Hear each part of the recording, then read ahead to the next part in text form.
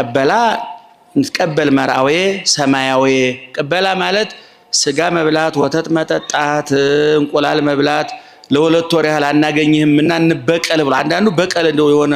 ስጋ ለመበቀል ወተት ለመበቀል የታበክ ሁለት ወር ብትጠፋም ዛሬ በቀልሃለሁ አይነት ነው የሚመስለው እንጂ ጾሙ ለበረከት እንደመጣ የማይመስል አቅጣጫ ይታያል እና አባቶቻችን ግን ቀበላ የሚሏት ከጾመ ነነዌ እስከ አብይ ጾም ያለችው 14 ቀን ቀበላ ነው የምትባለው ንትቀበል መርአዌ ሰማያዊ ክርስቶስን እንቀበለው ነው መቼም ንጉስን ለመቀበል መንገድ ይጠረጋል ምግብ ይዘጋጃል መልካም ህፃናት አበባ ቅፍ ይዘው ይዘጋጃሉ ባለስልጣኖች ንጹህ ለብሰው ይዘጋጃሉ የባለስልጣኑ አይን መጥፎ ነገር እንዳይ ቆሻሻ ሁሉ ይጠረጋል አፄ ኃይለ ሥላሴ የውጭ ሀገር ፕሬዝዳንቶች ለጉብኝ ሲመጡ ይሄንን ከተማ ውስጥ ያለውን አይነ ስውሩን እጅግር ያጣው ሁሉ ሰብስበው አንድ ቦታ ያጉሩ ነበር ይባላል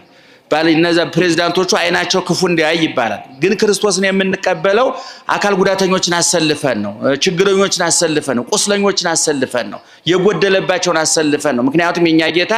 የጎደለ የሚሞላ እንጂ በሞላበት የሚገኝ አይደል የተራበ የሚያጠግብ እንጂ ከጠጋበኞች ጋር የሚዘል የሚጨፍር አምላክ የለንም እኛና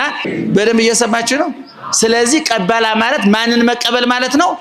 ክርስቶስን መቀበል ይሄን ሰሞን ለጾሙ ተቀብለናል እንደገና ወደ ሐዲስ ኪዳን ስንመጣ አሁን ደግሞ ወደ ጠየቀው ስመጣ መጣዋለሁኝ ቀበላ ማለት ጾሙን መቀበልና ክርስቶስን በጾም ለማስደሰት ነው ስንጾም ምን እናሟላ